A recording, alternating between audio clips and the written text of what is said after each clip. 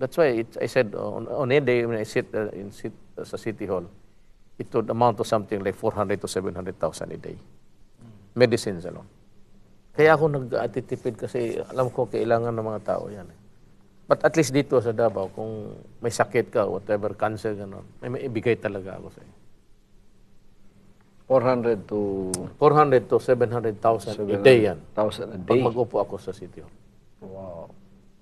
Talagang mahirap yung tao eh. Tsaka, food. Kaya sabihin mo sa Davao na may namamatay sa gutom, may maniwala ng gano'n. Kasi kung sabihin mo hindi ka makapuntang City Hall, sabihin mo lang sa barangay captain mo, hatid ko yung pagkain. No? That is bigat. Nobody dies of hunger in the city. That's why I said I'm taking extra care of the funds so that I can respond to the needs.